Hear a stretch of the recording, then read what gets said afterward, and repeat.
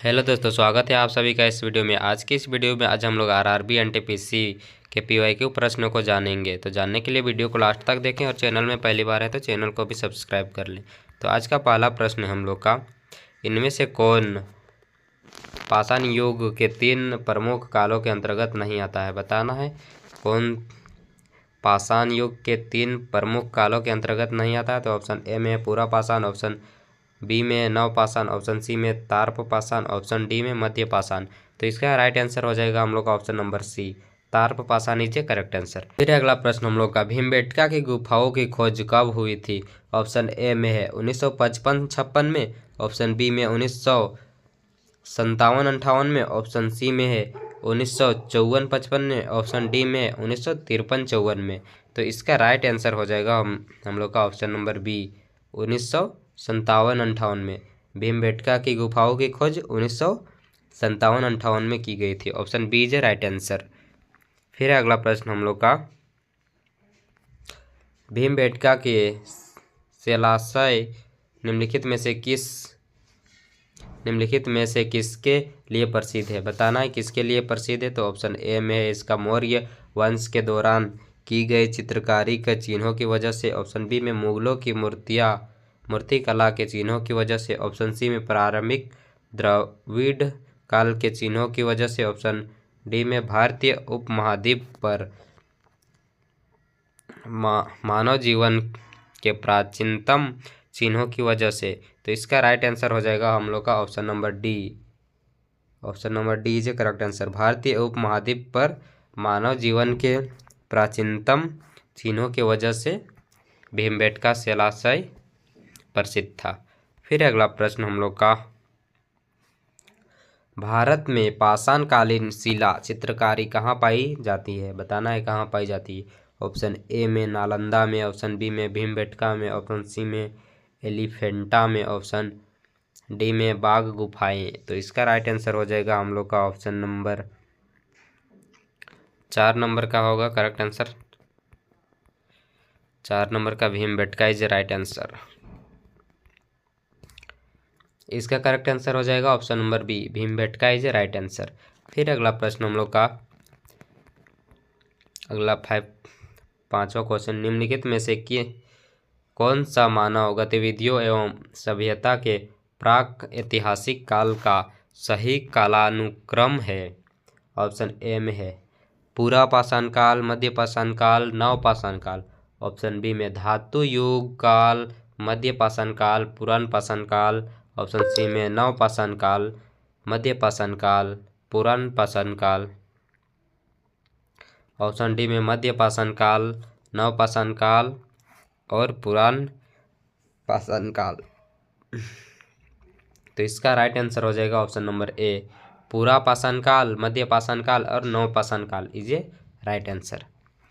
फिर अगला प्रश्न हम लोग का, सिंधु सभ्यता से, सिंधु घाटी सभ्यता के समय में शिल्प निर्माण के लिए सीप कहाँ से प्राप्त किए जाते थे? बताना है सीप कहाँ से प्राप्त किए जाते थे। तो ऑप्शन ए में जयपुर, ऑप्शन बी में सोरतुगय, ऑप्शन सी में नागेश्वर, ऑप्शन डी में रोपड़। तो इसका राइट आंसर हो जाएगा option number C, Nageshwar. Option number C is right answer, Nageshwar. अगला प्रश्न है हम लोग का, सिंधु घाटी सभ्यता का निम्न में से कौन सा स्थल पंजाब में स्थित है? बताना है कौन सा स्थल पंजाब में स्थित है। ऑप्शन ए में कोटदीजी, ऑप्शन बी में बनावली, ऑप्शन सी में बालू, ऑप्शन डी में रोपड़। तो इसका राइट आंसर हो जाएगा हम लोग का option number D, Ropar is a correct answer. फिर अगला प्रश्न है, हड़प्पा की अधिकांश मानक मुहावरे ब्लैंक स्पेस नामक एक प्रकार के मुलायम पत्थर से बनी होती है जो 2x2 बीमा के साथ वर्गाकार आकृति का होता था तथा जिसका उपयोग व्यावसायिक उद्देश्यों के लिए किया जाता था। तो इसका क्या यहाँ ब्लैंक स्पेस में भराएगा वो बताना है। ऑप्शन ए में है रोडोनाइट, ऑप्शन बी में है गोल्ड रुटाइल, ऑप्शन सी में है रिटेलाइट, ऑप्शन डी में सैटेलाइट। तो इसका राइट आंसर हो जाएगा option number C, satellite. Satellite is a correct answer. फिर अगला प्रश्न हम लोग का धोलावीरा ब्लैंक स्पेस राज्य में स्थित है, बताना है धोलावीरा कहाँ स्थित है। ऑप्शन ए में गुजरात, ऑप्शन बी में झारखंड, ऑप्शन सी में राजस्थान, ऑप्शन डी में छत्तीसगढ़। तो इसका राइट आंसर हो जाएगा धोलावीरा कहाँ स्थित है, तो राजस्थान में नहीं, धोलावीरा गुजरात में स्थित है। Dholavira Gujarat, option A is a correct answer. Dholavira Gujarat में स्थित है। अगला प्रश्न है हम लोग का धोलावीरा एक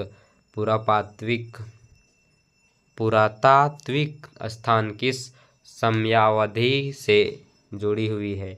ऑप्शन ए में गुप्त अवधि, ऑप्शन बी में मगध अवधि, ऑप्शन सी में सिंधु घाटी सभ्यता, ऑप्शन डी में चालुक्य अवधि।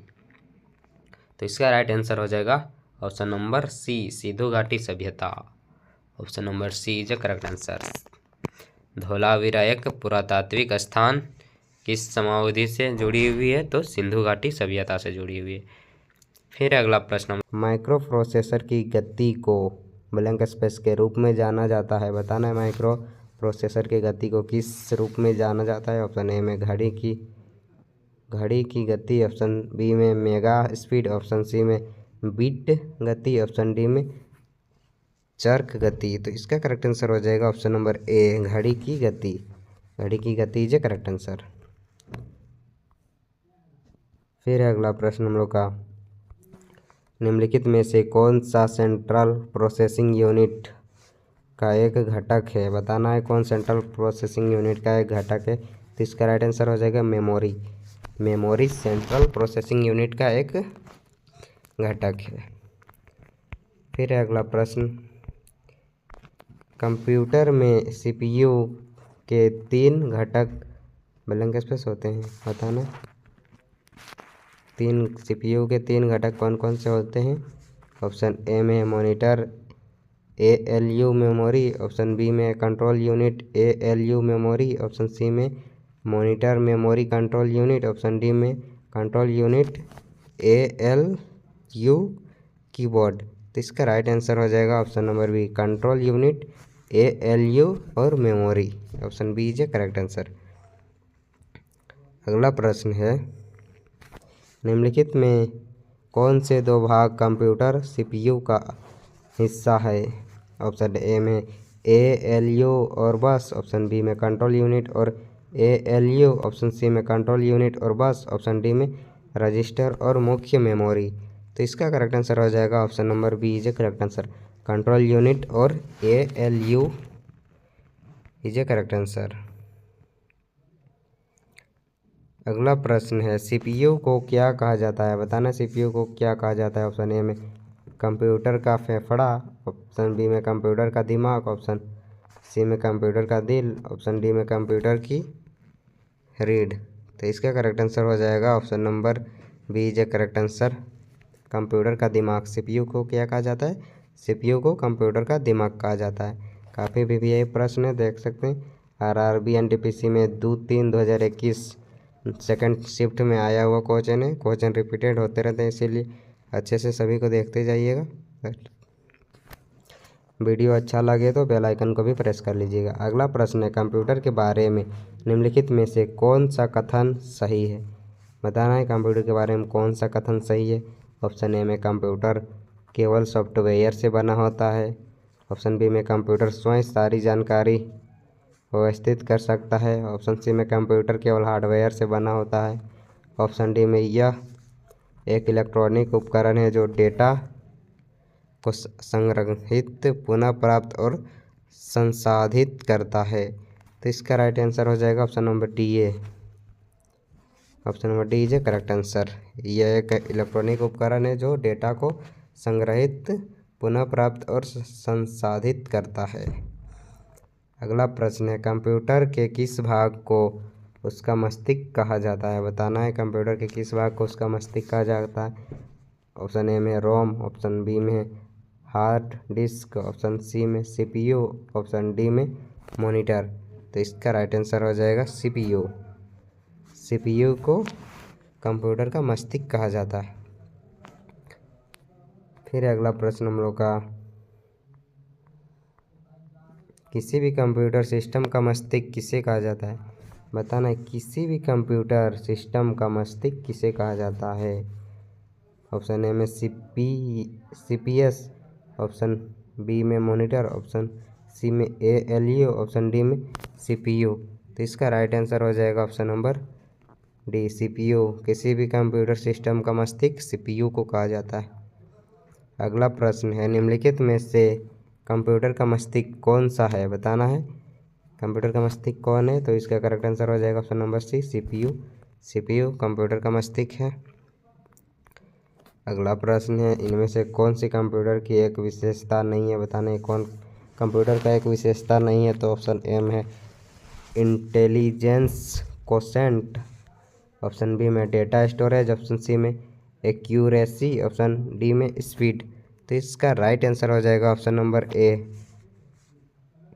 Intelligence quotient. Intelligence quotient computer का एक विशेषता नहीं है। अगला प्रश्न है, निम्नलिखित में से क्या कंप्यूटर एक घटना नहीं है? तो इसका करेक्ट आंसर हो जाएगा ऑप्शन नंबर डी, निम्नलिखित में से क्या कंप्यूटर का एक घटक नहीं है? तो कागज ऑप्शन नंबर डी नहीं है। अगला प्रश्न है, निम्नलिखित में से कौन सा पर्सनल कंप्यूटर का एक भाग नहीं है? बताना है पर्सनल कंप्यूटर का कौन सा एक भाग नहीं है। तो ऑप्शन ए में सीपीयू, ऑप्शन बी में यूएसबी, ऑप्शन सी में रैम, ऑप्शन डी में रोम। तो इसका राइट आंसर हो जाएगा option number B is correct answer, USB.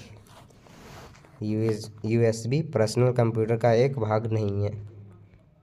अगला है, सीपीयू की गति को किससे मापा जा सकता है? बताना है सीपीयू का गति को किससे मापा जाता है। तो इसका ऑप्शन ए में मेगाहर्ट्ज, ऑप्शन बी में बीट्स प्रति सेकेंड, ऑप्शन सी में लक्स, ऑप्शन डी में हॉर्स पावर। तो इसका राइट आंसर हो जाएगा option number A, megahertz. CPU को किससे मापा जाता है? तो सीपीयू को मेगाहर्ट्ज से मापा जाता है। किस समावधि से जुड़ी हुई है? तो सिंधु घाटी सभ्यता से जुड़ी हुई है।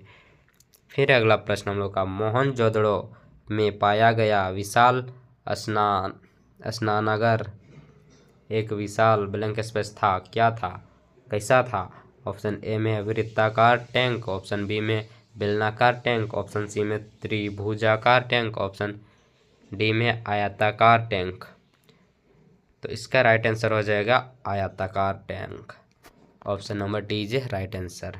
काफ़ी इम्पोर्टेंट प्रश्न है, आप लोग अच्छे से देखते जाइएगा। देख सकते हैं ये क्वेश्चन कब पूछा गया था? 19/3/2021 फर्स्ट शिफ्ट में पूछा गया था, इसीलिए आप लोग सबको अच्छे से देखते जाइएगा। सभी क्वेश्चन काफ़ी इम्पोर्टेंट प्रश्न हैं जो हर एक बार के एग्ज़ाम में पूछे जाते हैं। अगला प्रश्न है हम लोग का, वर्ष 2020-21 के आसपास किस नदी के किनारे खुदाई के दौरान हड़प्पा शहर मिला? बताना है किस नदी के आसपास जब खुदाई हो रहा था तखन हड़प्पा शहर मिला था। तो ऑप्शन ए में झेलम, ऑप्शन बी में व्यास, ऑप्शन सी में जेनाब, ऑप्शन डी में रावी। तो इसका राइट आंसर हो जाएगा हम लोग का option number D, Ravi. Ravi नदी की खुदाई के दौरान हड़प्पा शहर मिला था गाइस, लोग अच्छे से याद रख लीजिएगा, काफ़ी इम्पोर्टेंट प्रश्न है। फिर अगला प्रश्न, सिंधु घाटी सभ्यता के किस शहर का शाब्दिक अर्थ मृतकों का टोका है? तो इसका क्या हो जाएगा? करेक्ट आंसर बताना है। ऑप्शन ए में है मेसोपोटामिया, ऑप्शन बी में मोहनजोदड़ो, ऑप्शन सी में बालाकोट, ऑप्शन डी में हड़प्पा। तो इसका राइट आंसर हो जाएगा option number B, Mohenjodaro. Option number B is right answer. फिर अगला प्रश्न हम लोग का, मोहनजोदड़ो शब्द का अर्थ क्या है? बताना है मोहनजोदड़ो शब्द का अर्थ क्या है। ऑप्शन ए में है रहने का स्थान, ऑप्शन बी में बाजार स्थल, ऑप्शन सी में मृतकों का टीका, ऑप्शन डी में पसंदीदा शहर। तो इसका करेक्ट आंसर हो जाएगा ऑप्शन नंबर सी, मृतकों का टीका। मोहनजोदड़ो शब्द का अर्थ है मृतकों का टीका। फिर अगला प्रश्न हम लोग, मोहनजोदड़ो कहाँ स्थित है? तो खैबर पख्तूनख्वा में, ऑप्शन बी में पंजाब, ऑप्शन सी में बलूचिस्तान, ऑप्शन डी में सिंध। तो इसका राइट आंसर हो जाएगा सिंध। ऑप्शन नंबर डी जो करेक्ट आंसर। मोहनजोदड़ो कहाँ स्थित है? सिंध में। फिर है अगला प्रश्न हम लोग का, हड़प्पा सभ्यता का कौन सा शहर विशिष्ट रूप से मनके बनाना, सीप बांटना, धातु की वस्तुएं बनाना, मुहर बनाना और तराजू का निर्माण करना आदि कार्यों सहित शिल्प उत्पादन के लिए समर्पित था? ऑप्शन ए में है मोहनजोदड़ो, ऑप्शन बी में है नागेश्वर, ऑप्शन सी में हड़प्पा, ऑप्शन नंबर डी में चन्हुदड़ो। तो इसका करेक्ट आंसर हो जाएगा option number D, Chanhudaro is a right answer. फिर अगला प्रश्न हम लोग का, सिंधु घाटी सभ्यता के निम्न में से किस स्थल को सबसे पहले खोजा गया था? ऑप्शन ए में मोहनजोदड़ो, ऑप्शन बी में हड़प्पा, ऑप्शन सी में लोथल, ऑप्शन डी में कालीबंगा। तो इसका राइट आंसर क्या होगा? इसका राइट आंसर हो जाएगा Harappa, option number B is a right answer. फिर अगला प्रश्न हम लोग का 18 नंबर, पत्थर की बने नृत्य करते हुए पुरुष की मूर्ति नटराज किस स्थान पर पाई गई थी? ऑप्शन ए में लोथल, ऑप्शन बी में है रंगपुर, ऑप्शन सी में हड़प्पा, ऑप्शन डी में है मोहनजोदड़ो। तो इसका करेक्ट आंसर हो जाएगा option number C, Harappa is a correct answer. काफ़ी PBI प्रश्न है गाइज। आप मेरे चैनल में पहली बार रहेंगे तो चैनल को भी सब्सक्राइब कर लीजिएगा डेली इसी तरह के क्वेश्चन देखने के लिए। इनमें से कौन सा हड़प्पा स्थल गुजरात में पाया गया है? ऑप्शन ए में बालाथल, ऑप्शन बी में खांडलिया, ऑप्शन सी में है धोलावीरा, ऑप्शन डी में है मांडा। तो इसका करेक्ट आंसर हो जाएगा Dholavira is a correct answer. इनमें से कौन सा हड़प्पा स्थल गुजरात में पाया जाता है? तो धोलावीरा। फिर अगला प्रश्न 20 नंबर, निम्नलिखित में से कौन सा स्थल सिंधु घाटी सभ्यता का हिस्सा नहीं है? तो ऑप्शन ए में है मोहनजोदड़ो, ऑप्शन बी में हड़प्पा, ऑप्शन सी में लोथल, ऑप्शन डी में है उरुक। तो इसका राइट आंसर हो जाएगा Uruk, option number D is right answer. आज के लिए इतना है। अगर वीडियो थोड़ा सा भी हेल्पफुल लगा होगा तो हमारे चैनल से जुड़े रहें और इसी तरह की वीडियो पाने के लिए हमारे चैनल को बेल आइकन को भी प्रेस कर ले। Thanks for watching.